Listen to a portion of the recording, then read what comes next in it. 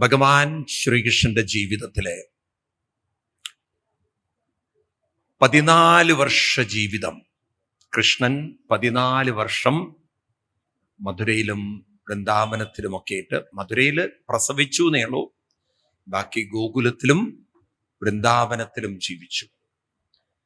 നമുക്ക് രാമന്റെ ജീവിതത്തിൽ 14 വർഷത്തെ വനവാസം കാണാം. കൃഷ്ണന്റെ ജീവിതത്തിലും 14 വർഷം അച്ഛനിൽ നിന്നും അമ്മയിൽ നിന്നും വേർപിരിഞ്ഞ കൃഷ്ണനാണ്. പക്ഷെ കൃഷ്ണന് അച്ഛനും അമ്മയും നഷ്ടപ്പെട്ടില്ല. കാരണം കൃഷ്ണൻ ഇവിടെ ഒരു വളർത്തച്ഛനും വളർത്തമ്മയും. പക്ഷെ ആർക്കും അറിയില്ല അത് വളർത്തച്ഛനും വളർത്തമ്മയാണെന്നുള്ള കൃഷ്ണനും അത്രേ അറിയുള്ളൂ. യശോദാദേവി നന്ദഗോപുരം കരുതിയത് അവരുടെ ശരിക്കുള്ള പുത്രനാണെന്നുള്ള രീതിയിലാണ് കൃഷ്ണനെ വളർത്തുന്നത്. അല്ലേ? അങ്ങനെ ഭഗവാൻ ശ്രീകൃഷ്ണന്റെ 14 വർഷത്തെ വൃന്ദാവന ജീവിതം.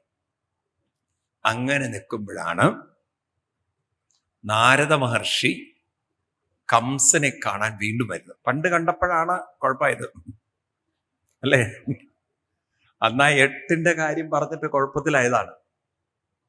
ഇപ്പൊ വീണ്ടും വന്നിട്ട് പറഞ്ഞു, അല്ല കംസ, എന്തൊക്കെയാ വിശേഷം? കുഴപ്പമില്ല, കാര്യങ്ങളൊക്കെ പോണു. അല്ല, നിന്റെ ഇവിടെ കുറെ ആൾക്കാരൊക്കെ ഉണ്ടായിരുന്നല്ലോ. ആര്? അല്ല, ഒരു പൂതനാന്നൊക്കെ ഒരു പെണ്ണ്. അതെ. പിന്നെ ശകടാസുരൻ, തൃണാവർത്തൻ, അഖൻ, പ്രലംബാസുരൻ, രേണുകാസുരൻ, ഇവരൊക്കെ എവിടെ പോയി? അവരൊക്കെ ഓരോ ഈ ഇവരുണ്ടല്ലോ, ആമസോണിന്റെ ഒക്കെ ഡിസ്ട്രിബ്യൂട്ടേഴ്സ്,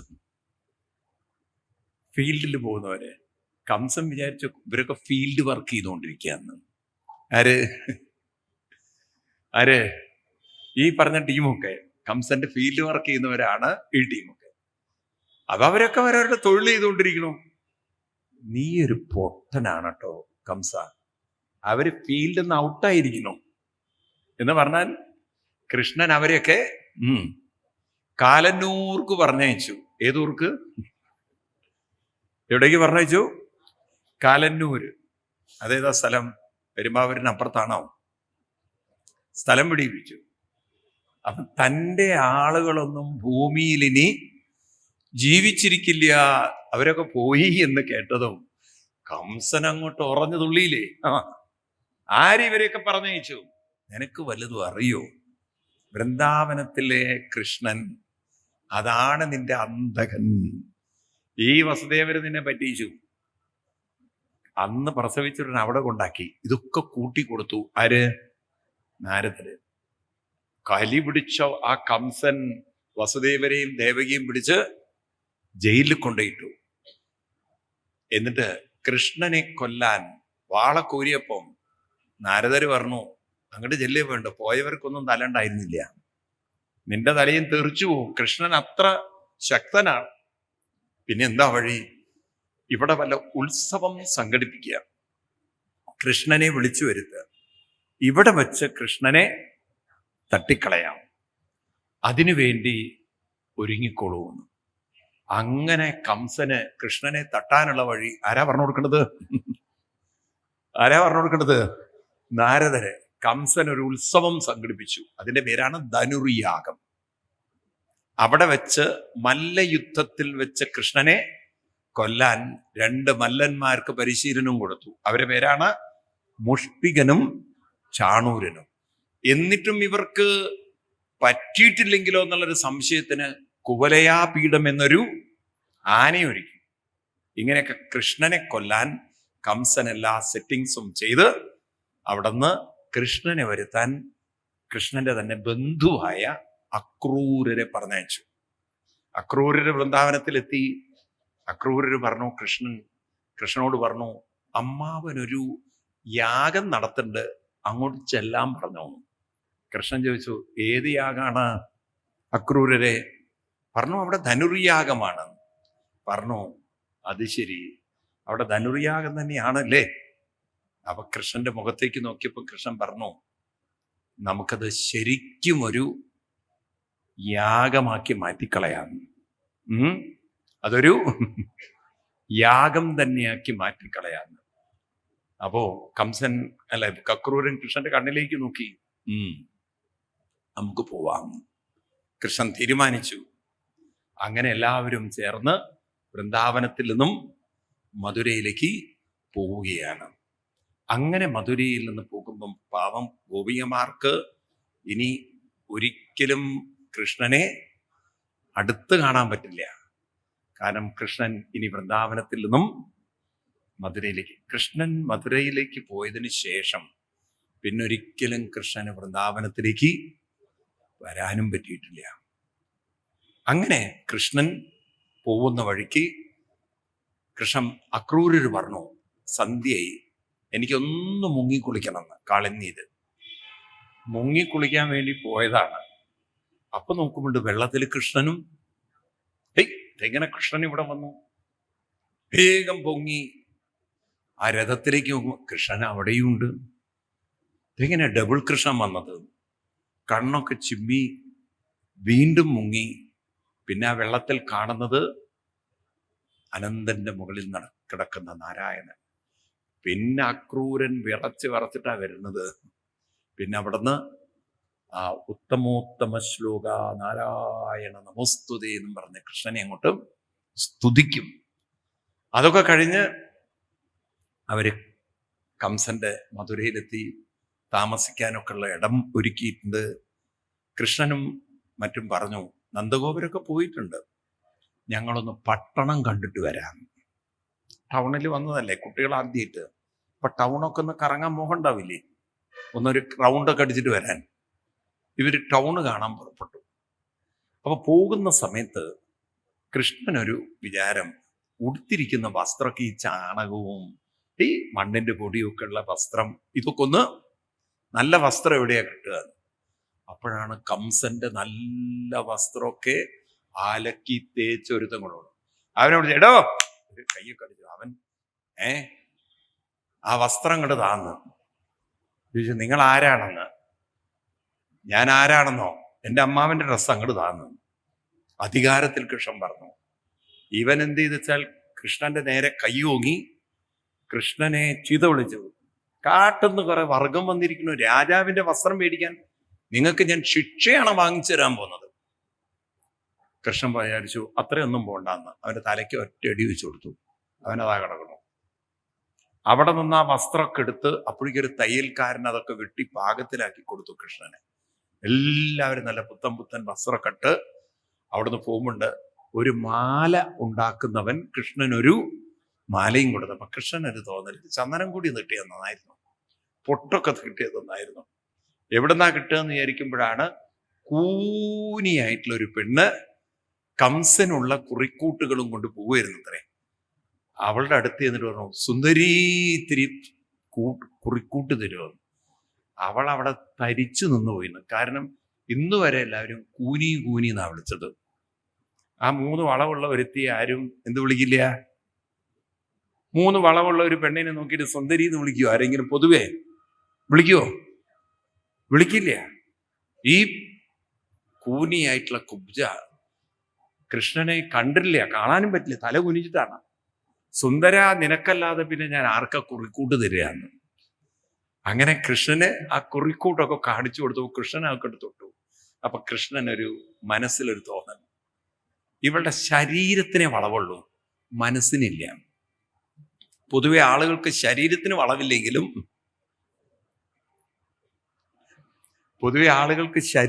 വളവില്ലെങ്കിലും മനസ്സ് വല്ലാതെ വളഞ്ഞിട്ടുണ്ട് സ്വാർത്ഥത കൊണ്ടേ. അപ്പൊ ഇവളുടെ മനസ്സിന് വളവില്ല, ഇവളുടെ ശരീരത്തിനേ ഉള്ളൂ. അതുകൊണ്ട് ഇവളെ ഒന്ന് സുന്ദരിയാക്കാം എന്നങ്ങോട്ട് തീരുമാനിച്ച് അവളുടെ കാല് രണ്ടും തൻ്റെ കാലുകൊണ്ട് ചവിട്ടി നിർത്തി ഈ താടിയൊക്കെ പിടിച്ചൊരൊറ്റ വലിയാണ്. എനിക്ക് തോന്നുന്നു ആദ്യത്തെ പഞ്ചകർമ്മ ചികിത്സ ചെയ്തത് ആരായിരിക്കണം? കൃഷ്ണനായിരിക്കണം. ഒരൊറ്റ വലിക്ക് അവള് നിവർന്നു. ഇല്ലേ? അങ്ങനെയൊക്കെയുള്ള ഈ മർമ്മ ചികിത്സകന്മാരൊക്കെ ഇല്ലേ? വളഞ്ഞതും ഒടിഞ്ഞതും ഒക്കെ ഒരൊറ്റ വലിക്ക് നിവർത്തി റെഡിയാക്കി കൊടുക്കുന്നവര്. ഇവളെ അങ്ങനെ അങ്ങോട്ട് സുന്ദരിയാക്കി. അപ്പൊ അവള് കൃഷ്ണനെ പിടിച്ചിട്ട് പറഞ്ഞു, അയ്യോ ഭുവന സുന്ദര, ഇത് മറക്കാൻ പറ്റുമോ? എനിക്ക് വിശ്വസിക്കാൻ പറ്റുന്നില്ല എന്നൊക്കെ പറഞ്ഞു. ഇന്ന് എൻ്റെ വീട്ടിൽ വരണം. ഭഗവാൻ പറഞ്ഞു, ഞാൻ പിന്നെ വരാം. അങ്ങനെ അവിടെ കംസന്റെ ധനുർയാഗത്തിനൊരുക്കിയ വലിയ വില്ലെടുത്ത് പൊട്ടിച്ചു കളഞ്ഞു. ആ ശബ്ദം കേട്ടപ്പോഴേ കംസന് തീരുമാനമായി. കാരണം അത് പൊട്ടിക്കാൻ സാധിക്കുന്ന കൃഷ്ണൻ അത്ര ചില്ലറക്കാരൻ ആവില്ല. നോക്കൂ നിങ്ങൾ, രാമാവതാരത്തിൽ വില്ലൊടിച്ച് സീതയെ വരിക്കും, കൃഷ്ണാവതാരത്തിൽ വില്ലൊടിച്ച് അമ്മാവനെ വധിക്കും. അങ്ങനെ അന്നത്തെ ദിവസം കഴിഞ്ഞു. അപ്പൊ നന്ദഗോപുരി ചോദിച്ചു, കൃഷ്ണ നല്ല പുത്തൻ വസ്ത്രമൊക്കെ കിട്ടിയിട്ടുണ്ടല്ലോ, നല്ല കുറിക്കൂട്ടും മാലയും ഇതൊക്കെ എവിടെ നിന്നാണ്? കൃഷ്ണൻ നുണ പറഞ്ഞു, അമ്മാവൻ കൊടുത്തയച്ചാണ്. ഇതെന്തൊക്കെയാ ഉണ്ടായത് എന്നുള്ള പൂരം വേറെ ഇല്ലേ, അതൊന്നും പറഞ്ഞില്ല. എല്ലാം ആര് തന്നു? അമ്മാവൻ തന്നതാണ്. അതൊക്കെ കഴിഞ്ഞ് പിറ്റേ ദിവസം അവിടെ മല്ലയുദ്ധത്തിന് പോവുകയാണ് കാണാൻ. അന്നത്തെ കാലത്തെ മെയിൻ ഒരു യുദ്ധമായിരുന്നു റെസ്ലിംഗ് എന്ന് പറയില്ലേ, മല്ലയുദ്ധം. അതിനുവേണ്ടി പ്രത്യേകം ഗാലറി ഒക്കെ ഉണ്ടാക്കിയിട്ടുണ്ട്. കംസൻ തന്നെ അത് കാണാൻ വന്നിരിക്കുന്നു. വാസ്തവത്തിൽ അത് മല്ലയുദ്ധം ഷോ ആയിരുന്നില്ല, അത് കൃഷ്ണനെ കൊല്ലാനുള്ളൊരു അറേഞ്ച്മെന്റ് ആയിരുന്നു. കൃഷ്ണൻ അറിയാം. ഏതായാലും മല്ലയുദ്ധ രംഗത്തിലേക്ക് വരുമ്പോൾ കുവലയാപീഠം എന്നൊരാന, കംസന്റെ ആനയായിരുന്നു. ആര്? കുവലയാപീഠത്തിന്റെ ഒരു പ്രത്യേകത വെച്ചാൽ ഒരു 100-100ഓളം ആൾക്കാരെ കൊന്ന ആനയാണ് ഇത് കുവലയാപീഠം. അത് കംസന്റെ അമ്മായിയപ്പനുണ്ടല്ലോ, ഡൗറി ചെയ്ത് കൊടുത്തതാണ്. കാരണം അയാളുടെ വീട്ടിൽ വെച്ചിട്ട് കുറെ എണ്ണത്തിനെ തട്ടിയപ്പം വിചാരിച്ചിരുന്ന ഇവനിരിക്കട്ടെ. അങ്ങനെ മരുമകന് കിട്ടിയ സമ്മാനാണ് ഇത്, ഈ കുവലയാപീഠം. ആ കുവലയാപീഠത്തെ കൃഷ്ണന്റെ നേരെ അഴിച്ചുവിട്ടു. അതാണെങ്കിൽ അത്ര ക്രൂരനായ ആനയെ. കൃഷ്ണൻ ആ ആനയെ കണ്ട് ഭീരുവിനെ പോലെ ഓടി.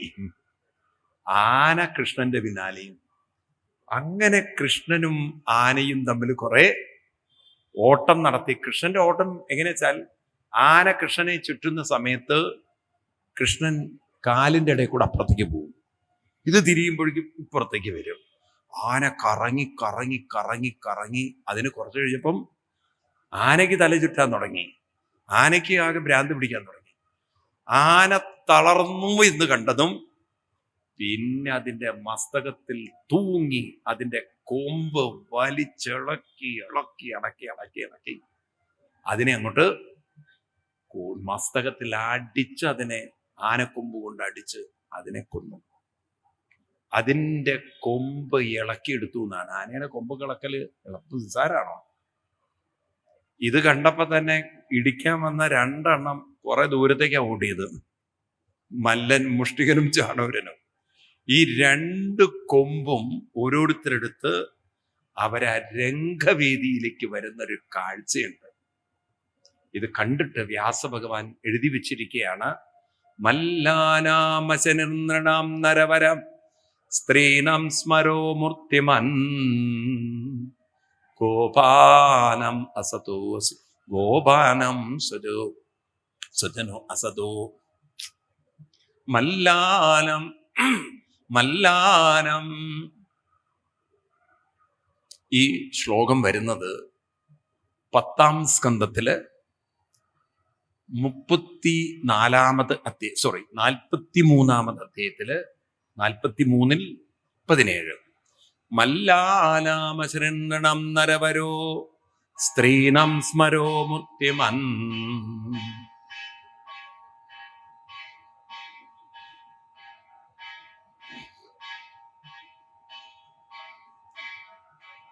ഭൂതനാഥ സദാനന്ദം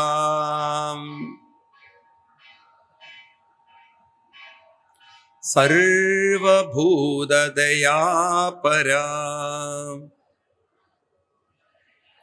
രക്ഷ രക്ഷ മഹാബാഹോ ശാസ്ത്രേ തുഭ്യം നമോ നമഃ. ഭൂതനാഥ സദാനന്ദം സർവഭൂതദയാപരാം രക്ഷ രക്ഷ മഹാബാഹോ ശാസ്ത്രേ തുഭ്യം നമോ നമഃ. ഭൂതനാഥ സദാനന്ദ സർവഭൂതദയാപരാ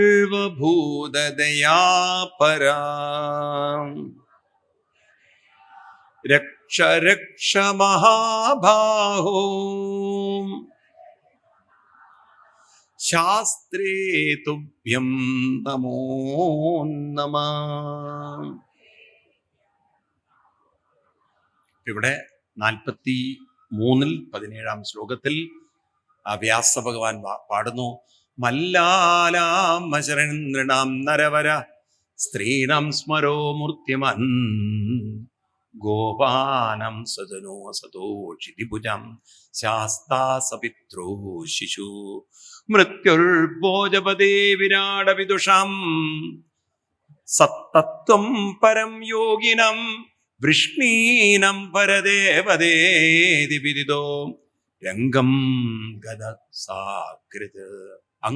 രംഗം ഗദ അഗ്രത്. അഗ്രജനോടുകൂടി ആ രംഗത്തേക്ക് വന്ന കൃഷ്ണനെ പലരും കണ്ടത് പല രീതികളിലാണ്. മല്ലാനം മശനിർ, മല്ലന്മാർക്ക്, അവിടെ ഇരിക്കുന്ന ഗുസ്തിക്കാർക്ക് മറ്റൊരു മല്ലൻ വരുന്നത് പോലെ തോന്നി എന്നാണ്. കൃഷ്ണനെ കണ്ടപ്പം 56 പാക്കൊക്കെ ഉള്ള ഒരാളായിട്ട് അങ്ങനെ കണ്ടു എന്നാണ്. മല്ലന്മാർക്ക് നൃണാം നരവരോ, അവിടെയുള്ള നല്ല രാജാക്കന്മാർക്കൊരു പ്രതീക്ഷ. ഈ ഭൂമിയെ ധർമ്മത്തിലേക്ക് നയിക്കുന്ന ഒരു രാജാവിന്റെ രൂപത്തിൽ ആരെ കണ്ടു? കൃഷ്ണനെ കണ്ടു. അവിടെയുള്ള സ്ത്രീകൾക്ക് തോന്നിയത്, കൃഷ്ണൻ ഗോപികമാരെ പോലുള്ള പെൺകുട്ടികൾക്ക് തോന്നിയത്, ഞങ്ങളുടെ കഴുത്തിലേക്ക് മാലയിടാൻ വരുന്നൊരു ഭർത്താവിനെ പോലെ, കാമുകനെ പോലെ ആരെ തോന്നി? കൃഷ്ണനെ. അവിടെയുള്ള അച്ഛന്മാർക്ക്, അമ്മമാർക്ക് തോന്നിയത് കൃഷ്ണന്റെ കയ്യിലുള്ള ആനക്കൊമ്പ് കണ്ടപ്പോൾ ഫീഡിങ് ബോട്ടിൽ പോലെ തോന്നി. ഒരു കൊച്ചുകുട്ടി ഇങ്ങനെ പാലിന്റെ കുപ്പിയായിട്ട് വരുന്നത് പോലെ അവർക്ക് തോന്നി. ഗോപന്മാർക്ക് അവരുടെ ആളെപ്പോലെ തോന്നി. അസത്തുക്കളായ രാജാക്കന്മാർക്ക്, എന്ന് വെച്ചാൽ ദുഷ്ടന്മാർക്ക്, അവരെയൊക്കെ നിലയ്ക്ക് നിർത്തുന്ന ശാസ്താവിനെ പോലെ തോന്നി. ശാസ്താവിനെ പോലെ ആരെ കണ്ടു? കൃഷ്ണനെ. കംസന് തൻ്റെ നേരെ കാലൻ വരുന്നത് പോലെ തോന്നി എന്നാണ്. അവിടെയുള്ള മഹാന്മാരായ ഭക്തന്മാർക്ക് അവരുടെ അന്തരാത്മാവായ പൂർണ്ണബോധസ്വരൂപനായ ആ ഭഗവാനിലേക്ക് വഴി കാണിക്കുന്ന ഒരു ഗുരുവിനെ പോലെ കൃഷ്ണനെ തോന്നി. ഒരേ കൃഷ്ണനെ പലരും പല രീതി. ഒന്നുകൂടി വായിച്ചു നോക്കൂ നിങ്ങൾ. മല്ലാനാം അശനൃണം നരവരോ, മല്ലാനാം അശനിർ നൃണാം നരവരോ സ്ത്രീനാം സ്മരോ മൂർത്തിമാൻ, എന്ന് വെച്ചാൽ ഒരു കാമുകനെ പോലെ തോന്നി. ഗോപാനം സ്വജനോ, ഗോപന്മാർക്ക് സ്വജനം. അസതം ക്ഷിതിഭുജാം ശാസ്ത, ക്ഷിതിയെ അസത്തുക്കളായി ഭരിക്കുന്ന രാജാക്കന്മാർക്ക് ശാസ്ത. സ്വപിത്രോ ശിശു, ശിശു അതായത് മുതിർന്ന അച്ഛനമ്മമാർക്ക് ശിശുവിനെ പോലെ തോന്നി. മൃത്യുർഭോജപതേ, ഭോജപതി എന്ന് പറഞ്ഞാൽ കംസന് മൃത്യു കാലദേവനായി കണ്ടു. തത്വം പരം യോഗിനം, യോഗികൾക്ക് തത്വം ഉപദേശിക്കുന്ന ഗുരുവായി തോന്നി. വൃഷ്ണി വംശജർക്ക്, കൃഷ്ണ വംശജർക്ക് അവരുടെ പരദേവത വരുന്ന പോലെ തോന്നി. ഇങ്ങനെയാണ് കൃഷ്ണനെ കണ്ടത്. ഇനി വായിക്കാം. മല്ലാനം അചനൃണം നരവരോ സ്ത്രീണം സ്മരോ മൂർത്തിമൻ ഗോപാനം സ്വജനോ വസതം ക്ഷിതിഭുജാം ശാസ്താ സ്വപിത്രോ ശിശു മൃത്യുർഭോജപദേ വിരാടവിദുഷം തത്വം പരം യോഗിനം വൃഷ്ണീനം പരദേവദേതി വിദിതോ രംഗം ഗദ സാകൃത്. എന്തൊരു മനോഹര വരികളാണ് നോക്കൂ. ആ ഭാവം തന്നെ എന്താണ് നോക്കൂ. ഒരേ കൃഷ്ണനെ പലരും, ഇപ്പൊ നിങ്ങളൊക്കെ അമ്പലത്തിൽ പോയാലും എല്ലാവരും ഒരേപോലെ ഒന്നല്ല ഭഗവാനെ കാണുന്നത്. അതുകൊണ്ടാണ് ഗീതയിൽ കൃഷ്ണൻ പറഞ്ഞത് ചതുർവിധാഭജന്തേ മാം, എന്നെ 4 തരം ഭക്തന്മാരും ഭജിക്കുന്നുണ്ട്. ആരൊക്കെയാണ്? അർത്ഥാർത്ഥി. ആരാണ്? അർത്ഥം വല്ലതും കിട്ടണം എന്നുള്ള ഭക്തി ഉള്ളവരില്ലേ? ഒട്ടുമില്ല. ഇങ്ങോട്ട് വല്ലതൊക്കെ തരണേന്ന് പറഞ്ഞ് യാചിക്കുന്ന ഭക്തന്മാരില്ലേ? ഒരു ചെറുപ്പക്കാരൻ ചെന്നിട്ട് അമ്പലത്തിൽ ചെന്ന് തിരുമേനിയോട് വന്ന്, തിരുമേനി വളരെ വലിയ കഷ്ടമാണ്, അങ്ങക്ക് ധനാകർഷണ മന്ത്രം അറിയോ ചോദിച്ചു. തിരുമേനി പറഞ്ഞു അറിയാം. എന്നൊന്ന് പറഞ്ഞൊരു തിരുമേനി, സാമ്പത്തികമായിട്ട് വളരെ കഷ്ടപ്പാടാണ്. തിരുമേനി പറഞ്ഞു ഒരു പാത്രം സംഘടിപ്പിക്കുന്നു. ഒരു പാത്രമൊക്കെ സംഘടിപ്പിച്ചിട്ട് ഇവനോട് പറഞ്ഞു, ഞാൻ ചൊല്ലിത്തരുന്ന മന്ത്രം നീ ഏറ്റു ചൊല്ലിക്കൊള്ളണം. എന്നിട്ട് എന്ത് ചെയ്യണം? ആ വഴിയുടെ അവിടെ നിൽക്കണം. അപ്പൊ നിനക്ക് ധനം വരും. എന്താ മന്ത്രം? വല്ലതും തരണേ, വല്ലതും തരണേ, വല്ലതും തരണേ എന്ന് വരുന്നവരുടെ മുഖത്ത് നോക്കി പറഞ്ഞാൽ എന്തുവരും? ധനം വരും. ഇതാണ് ധനാകർഷണ മന്ത്രം. ഇങ്ങനെ പ്രാർത്ഥിക്കാൻ പോകുന്നവരുണ്ട്, കാര്യം നടത്തി കിട്ടാൻ ദൈവത്തോട്. അവരെയാണ് അർത്ഥാർത്ഥി പറയാ. ചിലര് ആർത്തന്മാരാണ്. ആർത്തൻ എന്ന് പറഞ്ഞാല് എന്നും കുറ്റവും കുറവും, എല്ലാം പരാതികളുള്ള, മുട്ട് ശരിയില്ല, അത് ശരിയില്ല, ഇത് ശരിയില്ല, അവള് ശരിയില്ല, ഇവൻ ശരിയില്ല, ആകെ ശരിയുള്ളത് ഇവര് മാത്രമേ ഉള്ളൂ. ഈ വിഷമങ്ങളും ദുഃഖങ്ങളും പ്രയാസങ്ങളും പറയാനായി പോകുന്നവരും ഇല്ലേ? ഉണ്ടോ? എന്നാൽ ചിലവര് അവര് പോകുന്നത് ജിജ്ഞാസുക്കളായിട്ട് നാമജപത്തിന് വേണ്ടി പോകും. ആര്? നാമജപത്തിനായിട്ട്. മറ്റു ചിലരുണ്ട്, അവരവിടെ ചെന്നിരുന്നാൽ ഭഗവാനെ അനുഭവിക്കാനായിട്ട് പോകുന്നവരുണ്ട്, ജ്ഞാനികളായിട്ടുള്ളവര്. ഈ തരത്തിൽ ചതുർവിധ ഭജന്തേ മാം ജനാ സുഹൃതിനോർജുന ആർത്തോ ജിജ്ഞാസുരർത്ഥാർത്ഥി ജ്ഞാനീച്ച ഭരതർഷഭ എന്ന് പറഞ്ഞ പോലെ ഭഗവാനെ എല്ലാവരും ഒരേ രീതിയിലല്ല കാണുന്നത്. ഇപ്പൊ നമ്മളൊക്കെ ക്രമേണ എങ്ങോട്ട് മാറണം? ഈ അർത്ഥാർത്ഥിയിൽ നിന്നും ആർത്തനിൽ നിന്നും നാമജപ സംസ്കാരമുള്ള ഭക്തരായി നമ്മൾ മാറണം. അപ്പോഴാണ് നമുക്ക് ക്രമേണ ജീവിതത്തിൽ തന്നെ വലിയൊരു മാറ്റം ഉണ്ടാവുന്നത്. മനോബലം കൂടുന്നു, മനസ്സിനൊരു സന്തോഷവും ശക്തിയും ഒരു മുന്നോട്ട് പോകാനുള്ള ഒരു കരുത്തും ഒക്കെ നമ്മുടെ ഉള്ളിൽ കൂടിക്കൂടി വരുന്നത് കാണാം. ഇപ്രകാരമൊക്കെ കൃഷ്ണൻ അങ്ങോട്ട് കടക്കുന്നു. പിന്നെ മല്ല യുദ്ധത്തില് ഒരാള് മുഷ്ടികനെയും മറ്റൊരാള് ചാണൂരനെയും വധിച്ച്, പിന്നീട് സമയക്കുറവുള്ളതുകൊണ്ട് നമുക്ക് നേരെ കംസനെയും തീർക്കാം. നേരെ കംസനിരിക്കുന്ന മജ്ജത്തിലേക്ക്, മജ്ജെന്ന് പറഞ്ഞ പ്ലാറ്റ്ഫോമിലേക്ക് ചാടി ആ കംസന്റെ നെഞ്ചിൽ 2 ഇടി. കംസന് 14 കൊല്ലമായിട്ട് ഹാർട്ട് വീക്കായിരുന്നു. കാരണം കൃഷ്ണനെ ഓർത്ത് കംസന്റെ ഹാർട്ട് വളരെ വീക്കായിരുന്നു. 2 ഇടി ഇടിച്ചപ്പോഴേക്കും അമ്മാവനിതാ കിടക്കണമെന്നു. അമ്മാവന്റെ പണി തീർത്തു. അങ്ങനെ അമ്മാവനെ തട്ടി കൃഷ്ണൻ. ഇങ്ങനെ കംസനെയൊക്കെ വധിച്ച് കാരാഗ്രഹത്തിൽ പോയി അച്ഛനമ്മമാരെ മോചിപ്പിക്കുമ്പോൾ ദേവകീ ദേവിയുടെ ഹൃദയത്തിൽ നിന്നും ആ സ്നേഹം അങ്ങോട്ട് അണപൊട്ടി ഒഴുകുകയാണ്. പ്രസവിച്ച മകനെ പാലൂട്ടാൻ പറ്റാത്ത അമ്മ 14 വർഷത്തിന് ശേഷം കാണുകയാണ്. അപ്പോഴാണ് നന്ദഗോപർക്ക് മനസ്സിലായത് കൃഷ്ണൻ ദേവകീ പുത്രനാണ്, വസുദേവ പുത്രനാണ്. എന്നാലോചിച്ചൊക്കെ എങ്ങനെയാ പോവുക ആ വീട്ടിലേക്ക്? ഇനി കൃഷ്ണനിനി ഞങ്ങളുടെ മകനല്ല. ഭഗവാൻ ആശ്വസിപ്പിച്ചു നന്ദഗോപരെ, ഞാൻ വരും, ഞാൻ അങ്ങോട്ട് വരും, നിങ്ങളും എനിക്ക് അച്ഛനമ്മമാര് ആണ്. അതൊക്കെ പറഞ്ഞ് അവിടെ നിന്ന് അച്ഛനെയും അമ്മയൊക്കെ കൊണ്ടുവന്നു. കാരാഗ്രഹത്തിന് ഉഗ്രസേൻ ചക്രവർത്തിയായി രാജ്യം ഭരിക്കുന്നു. കൃഷ്ണൻ ഗുരുകുല വിദ്യാഭ്യാസത്തിനായി പുറപ്പെട്ടു സാന്ദീപനി മഹർഷിയുടെ ആശ്രമത്തിലേക്ക്. കൃഷ്ണൻ മധുരയിലാണ്, സാന്ദീപനി മഹർഷിയുടെ ആശ്രമം ഉജ്ജയിനിലാണ്. എത്ര ദൂരെ പോയിട്ടാണ് കൃഷ്ണൻ പഠിച്ചത് നോക്കൂ നിങ്ങൾ. 64 ദിവസം സാന്ദീപനി മഹർഷിയുടെ ആശ്രമത്തിൽ ഗുരുകുല വിദ്യാഭ്യാസം, 64 കലകൾ പഠിച്ചു എന്നാണ്.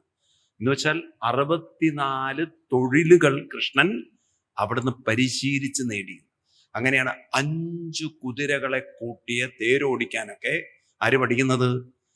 കൃഷ്ണൻ അവിടെ വെച്ച് പഠിക്കുകയാണ്. അവിടെ വെച്ച് കിട്ടുന്ന കൃഷ്ണന് കിട്ടിയ സുഹൃത്താണ് നാളെ നിങ്ങൾ ഇവിടെ വൈകുന്നേരം കാണും. ആര്? സുധാമാവിനെ കാണുന്നുണ്ടോ?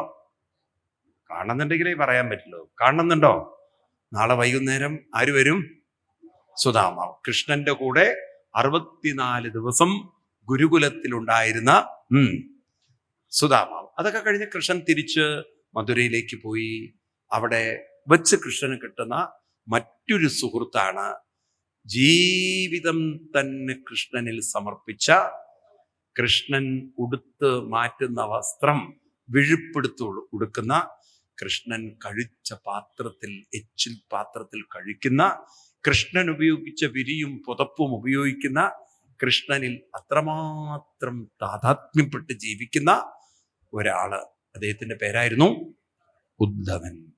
ആ ഉദ്ധവരും കൃഷ്ണനും ഒരു ദിവസം ഇരുന്ന് ചർച്ച ചെയ്യായിരുന്നു. ഉദ്ധവരോട് പറഞ്ഞു, ഉദ്ധവ, അങ്ങേക്കറിയാലോ 14 വർഷം ഞാൻ വൃന്ദാവനത്തിൽ ഇരുന്നപ്പോ ആ പാവം യശോദാദേവി എന്നെ വളർത്തിയ രീതി ഉണ്ടല്ലോ, ഞാൻ അത്ര അവർക്ക് മറക്കാൻ പറ്റാത്ത ഒരു പുത്രനായിപ്പോയി. ഇപ്പൊ ഞാനില്ലാത്ത ആ ഒരു അവസ്ഥയിൽ അവരെത്രമാത്രം വേദനകൾ അനുഭവിക്കുന്നുണ്ടാവും. അവർക്ക് മാനസികമായിട്ട് എന്നെ വിട്ട് ജീവിക്കാൻ അത്ര എളുപ്പത്തിൽ സാധിക്കുമോ ഉദ്ധവ? അതുകൊണ്ട് അങ്ങ് വൃന്ദാവനത്തിൽ പോയി അവരെയൊക്കെ ഒന്ന് സമാധാനിപ്പിക്കണം. എനിക്ക് തോന്നുന്നു ഒരുപക്ഷെ ലോകത്തില് ഈ കൗൺസിലിംഗ് പഠിപ്പിച്ച ആചാര്യന്മാര് നമ്മുടെ ഗുരുക്കന്മാരായിരിക്കും, കൃഷ്ണനൊക്കെ ആയിരിക്കും. ഉദ്ധവരോട് വൃന്ദാവനത്തിൽ പോയി നന്ദഗോപരെയും യശോദയും ഒന്ന്, ഇന്നത്തെ ഭാഷയിൽ കൗൺസിലിംഗ് എന്നല്ലേ പറയുക, അല്ലേ? ഒന്നൊന്ന് മാനസികമായിട്ട് അവരെ ഒന്ന് മാറ്റിയെടുക്കാൻ അതിനെന്താ പറയുക? കൗൺസിലിങ്ങിന് പറഞ്ഞയക്കുകയാണ്. എന്നിട്ട് പറഞ്ഞു, ആ ഗോപികമാരുടെ കാര്യം അതിലും കഷ്ടമാണ്. കാരണം ഞാൻ അവരുടെ ഭർത്താവിനെ പോലെയാണ് അവർക്ക്. ഞാനില്ലാത്ത ഒരു ജീവിതം അവർക്ക് ഒരിക്കലും ചിന്തിക്കാൻ പോലും പറ്റുമോ അറിയില്ല ഉദ്ധവരെ. അവരെയും പോയിട്ടൊക്കെ ഒന്ന് കണ്ട് വേണ്ട പോലെയൊക്കെ ഒന്ന് അവരെയൊക്കെ ഒന്ന് സമാധാനിപ്പിക്കണം, ഉപദേശം കൊടുക്കണം എന്നൊക്കെ പറഞ്ഞ് ഉദ്ധവരെ വൃന്ദാവനത്തിലേക്ക് ദൂതനായി പറഞ്ഞയച്ചു. ആര്? കൃഷ്ണൻ. ആ ഉദ്ധവർ അവിടെ നിന്ന് പുറപ്പെടുന്നു. വൃന്ദാവനത്തിലാണെങ്കിൽ നിശ്ചലമാണ്.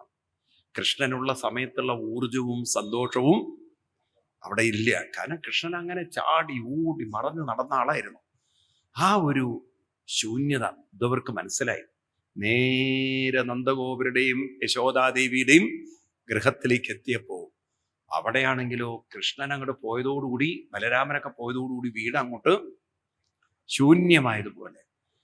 ഉദ്ധവരെ കണ്ടപ്പോ പെട്ടെന്ന് യശോദാദേവിക്ക് കൃഷ്ണൻ വന്നു എന്നൊരു തോന്നല്. കാരണം കൃഷ്ണൻ ഉടുത്തിരിക്കുന്ന വസ്ത്രമൊക്കെ തന്നെയാണ് ആരും ഉടുത്തിരിക്കുന്നത്.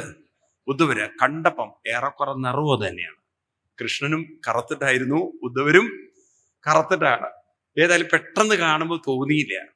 പിന്നെ മനസ്സിലായത് ഇത് കൃഷ്ണനല്ല, ഇത് ഉദ്ധവരാണ്. ആദരവോടെ സ്വീകരിച്ചിരുത്തി.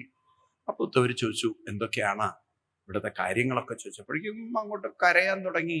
എൻ്റെ കൃഷ്ണൻ എന്നെ വിട്ടുപോയില്ലേ, എനിക്ക് കുയിലിന്റെ ശബ്ദം കേട്ടാൽ, കാക്കയുടെ നിറം കണ്ടാൽ, കുരങ്ങനെ കണ്ടാൽ, എന്ത് കാണുമ്പോഴും ആരെ ഓർമ്മ വരും? കൃഷ്ണനെ ഓർമ്മ വരും. എൻ്റെ കണ്ണൻ എന്നിൽ നിന്നും പോയില്ലേ ഉദ്ധവരെ എന്നൊക്കെ പറഞ്ഞ് കരഞ്ഞപ്പോ ആ ഉദ്ധവര് യശോദാദേവിക്ക് കൊടുക്കുന്ന ഗംഭീരമായ ഉപദേശം 46, 47 അധ്യായമാണ്.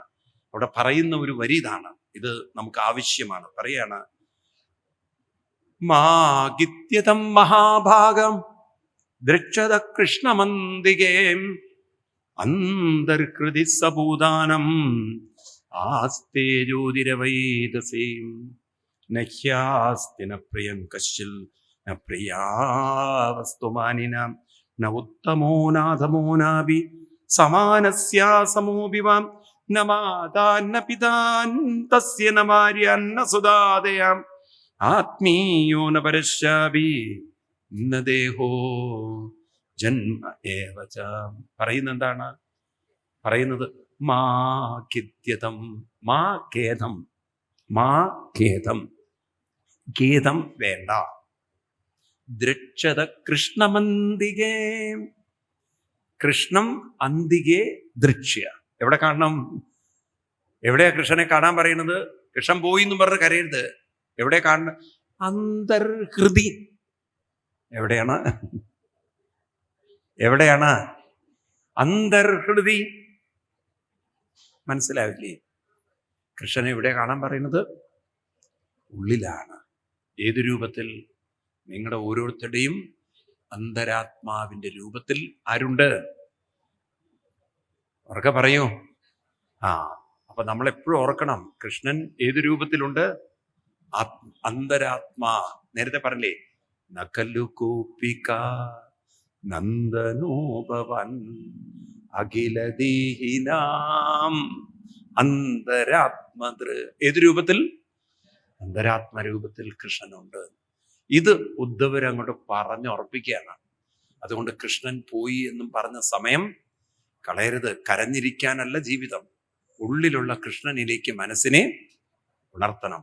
ഇതൊക്കെ പറഞ്ഞ് അവരെ സമാധാനിപ്പിച്ച് പിറ്റേ ദിവസം ഗോപികമാരെ സമാധാനിപ്പിക്കാൻ പോയപ്പോ ആ ഗോപികമാര് ഉദ്ധവരോട് പറയാണ്, മാറി നിക്കട വണ്ടേന്ന്. ഉദ്ധവരെ വല്ല വണ്ടിനെ പോലെ കാണുന്നത്. മാങ്കി, ഞങ്ങളെ തൊട്ടുപോകരുത്. എന്നിട്ട് പറയാണ്, നിന്റെ അതേ നിറമുള്ളൊരു, എന്താ വണ്ട് എന്ന് വിളിക്കാൻ കാരണം? കറുത്തതുണ്ട്. നിന്റെ അതേ നിറമുള്ളൊരു വണ്ട് ഞങ്ങളാകുന്ന പൂക്കളിൽ നിന്നും തേൻ അപഹരിച്ച് പോയി. ആരെ ഉദ്ദേശിക്കുന്നത്? ഇനി നീ എന്തെടുക്കാനാ വന്നിരിക്കുന്നത്?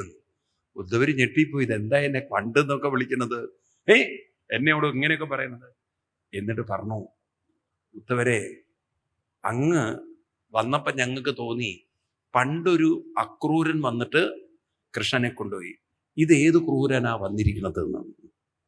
അവന്റെ പേര് അക്രൂരൻ എന്നാണത്രേ. അവൻ അക്രൂരനല്ല, അവൻ ക്രൂരനാണ്. നീ അതിക്രൂരൻ എന്നാ ഞങ്ങൾ വിചാരിച്ചതെന്ന്. ആരെ? നീ ഇപ്പം എന്തിനാ ഇവിടെ വന്നിരിക്കുന്നത് എന്ന് പറഞ്ഞ് അവരാ കൃഷ്ണന്റെ കാര്യങ്ങൾ തന്നെ പറയാൻ തുടങ്ങി. ഉദ്ധവരെ അങ്ങോട്ട് ഉപദേശിക്കാൻ പോയതാണ്. അവസാനം അവര് പറയുന്നത് മുഴുവൻ ഉദ്ധവര് കേൾക്കേണ്ടി വന്നു. ഉദ്ധവരോട് പറയാണ്, അങ്ങിവിടെ വന്നത് ഞങ്ങളെ സമാധാനിപ്പിക്കാനാണ്, അല്ലേ? ഞങ്ങളെ സമാധാനിപ്പിക്കാനാണ്.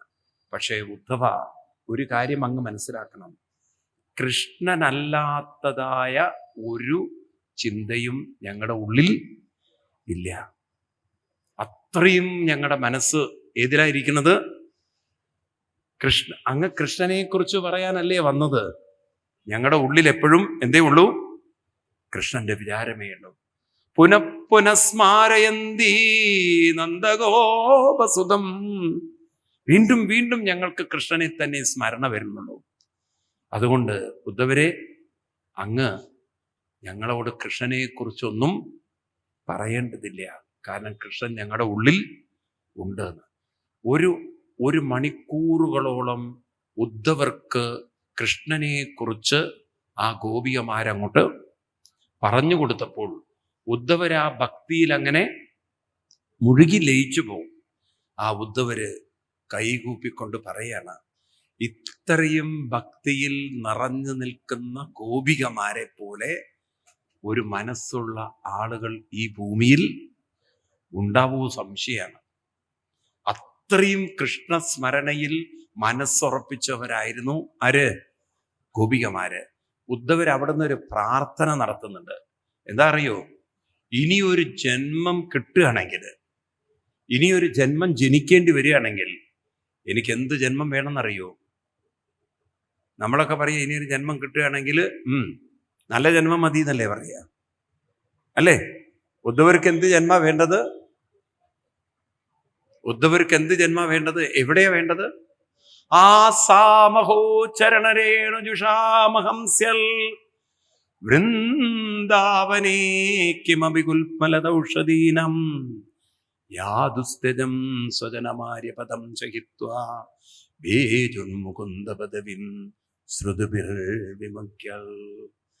ഇനിയൊരു ജന്മം കിട്ടുകയാണെങ്കിൽ ആസാമഹോ ചരണരേണു, ഗോപികമാരുടെ ചരണരേണുക്കൾ അണിഞ്ഞ ഈ വൃന്ദാവനത്തിൽ കിമപി കുൽമലദൗഷധീനം,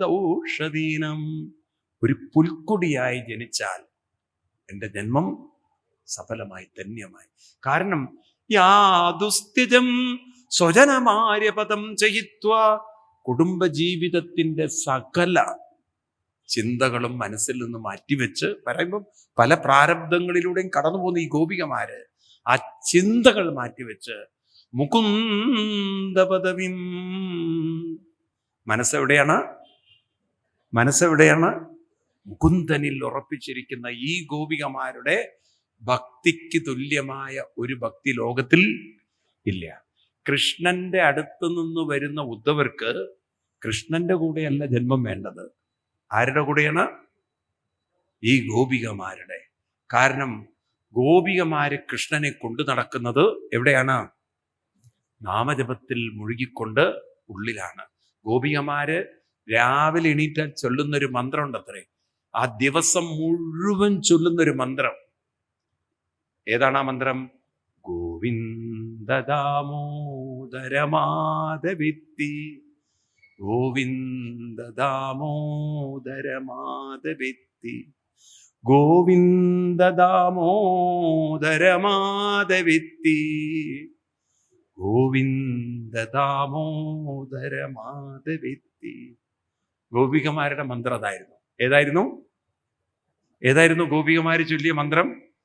ഗോവിന്ദ ദാമോദര മാധവിത്തി, ഗോവിന്ദ ദാമോദര മാധവിത്തി, ഗോവിന്ദ ദാമോദര മാധവിത്തി, ദാമോദര മാധവിത്തി.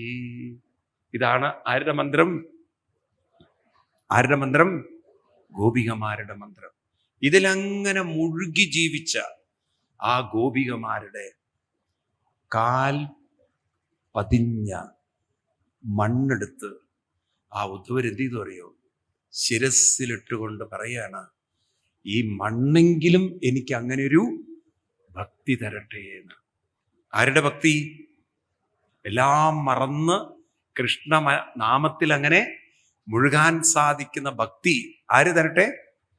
ഗോപികമാരുടെ ഭക്തി നിറഞ്ഞ മനസ്സുള്ള ശരീരം ചവിട്ടിയ മണ്ണ്, ഈ കാൽ പതിഞ്ഞ മണ്ണ് എനിക്ക് തരട്ടെ എന്ന് പറഞ്ഞ് അല്പം മണ്ണെടുത്ത ഉദ്ധവര് ശിരസ്സിലിട്ടുകൊണ്ട് പറയുന്നു, വന്ദേ നന്ദവ്രജസ്ത്രീണാം പാദരേണുമഭീഷ്ണചാം യാസാം ഹരിഗതോൽഗീതം പുനാദി ഭുവനത്രയം.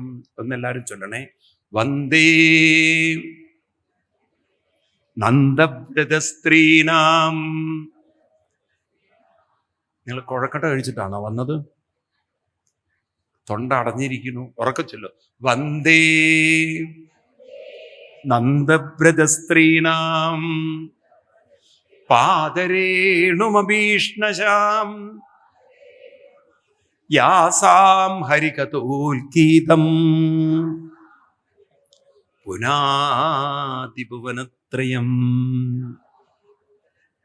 വന്ദേ നന്ദവ്രജസ്ത്രീണാം പാദരേണുമഭീഷ്ണശാം യാസാം ഹരികഥോൽഗീതം പുനാതിഭുവനത്രയം. ആ ഗോപികമാരുടെ പാദരേണുക്കൾ തന്റെ ശിരസിലിട്ടുകൊണ്ട് അങ്ങനെ ഒരു ഭക്തി എനിക്കും ഉണ്ടാവണേ എന്ന പ്രാർത്ഥനയോടെയാണ് ഉദ്ധവര് പോയത്. വാസ്തവത്തിൽ ഉദ്ധവര് ഗോപികമാരെ കൗൺസിൽ ചെയ്യാൻ പോയപ്പോഴാ മനസ്സിലായത്, ഗോപികമാരെ അല്ല കൗൺസിൽ ചെയ്ത്, ഗോപികമാര് തന്നെയാണ് ശരിയാക്കിയത് എന്ന്. കൃഷ്ണന്റെ കൂടെ നടന്നതുകൊണ്ട് കൃഷ്ണനെ കിട്ടില്ല. കൃഷ്ണനെ കിട്ടേണ്ടത് എവിടെയാണ്? ഉള്ളിലാണ്, ഭക്തിയിലൂടെയാണ്. തൊഴുതു പോയത് കൊണ്ട് കൃഷ്ണനെ, ഭഗവാനെ കിട്ടില്ല. ഭഗവാനെ ഒരിക്കലും തൊഴുത് കിട്ടില്ല. ഓർത്തോണേ, തൊഴുത് കാണാൻ പറ്റുന്ന ആളല്ല ഭഗവാൻ. ജപിച്ച് നേടേണ്ട ആളാണ് ഭഗവാൻ. ആരാണ്? ജപിച്ചുകൊണ്ട് നേടേണ്ട ആളാണ് ആര്? അല്ലാതെ കണ്ണുകൊണ്ട് നിങ്ങൾക്ക് ഒരിക്കലും കാണാൻ പറ്റില്ല. നമ്മൾ കാണുന്നത് കേവലം ഒരു വിഗ്രഹം മാത്രമാണ്, അല്ലേ? കാണുന്നത് കേവലം ഒരു രൂപം മാത്രമാണ്. ആ ഉദ്ധവർ അവിടെ നിന്ന് പോയി പിന്നീട് മധുരയിൽ താമസിക്കുന്ന കാലത്ത് ഒരുപാട് യുദ്ധങ്ങൾ, അതിൽ പ്രധാനമായിട്ടും കംസൻ വധിക്കപ്പെട്ടപ്പോൾ കംസന്റെ 2 ഭാര്യമാരായിരുന്നു അസ്ഥി പ്രാപ്തി. ഇവര് ജരാസന്ധന്റെ മക്കളായിരുന്നു. ആരുടെ? ഈ ജരാസന്ധൻ ആ പ്രതികാരം തീർക്കാൻ കൃഷ്ണനോട് യുദ്ധത്തിന് വന്നു. 18 തവണ. എത്ര? അങ്ങനെ കുറെ കഴിഞ്ഞപ്പോൾ കൃഷ്ണന് മടുത്തു. അങ്ങനെയാണ് കൃഷ്ണൻ നിവൃത്തി കേടുകൊണ്ട് അവിടുന്ന് ദ്വാരകയിലേക്ക് ഷിഫ്റ്റ് ചെയ്തത്. കൃഷ്ണന്റെ ഒരു ജീവിതം നോക്കൂ. ബാങ്ക് ഉദ്യോഗസ്ഥന്മാരെ പോലെയാണ്. 3 കൊല്ലം കൂടുമ്പോൾ പാവം പെട്ടിയും ഫ്രിഡ്ജ് എടുത്തിട്ട് അവർക്ക് പോകണം. ഇവിടുന്ന് കൃഷ്ണൻ ആദ്യം കാരാഗ്രഹം, അത് കഴിഞ്ഞ് ഗോകുലം, അത് കഴിഞ്ഞ് വൃന്ദാവനം, അത് കഴിഞ്ഞ് മധുര, മധുരയിൽ നിന്നും എങ്ങോട്ട്? ദ്വാരക. ഇങ്ങനെയൊക്കെ ജീവിക്കേണ്ടി വന്ന അവതാരമൂർത്തിയാണ് ആര്? ഭഗവാൻ ശ്രീകൃഷ്ണൻ. അങ്ങനെ മധുരയിലേക്ക് ദ്വാരകയിലേക്ക് പോകുന്ന അവസാന നിമിഷത്തിലാണ് കൃഷ്ണൻ പിന്നീട് കാലനേമിയെ വധിക്കുന്നതും പിന്നീട് മുചുകുന്ദനെ അനുഗ്രഹിക്കുന്നതായ രംഗങ്ങൾ.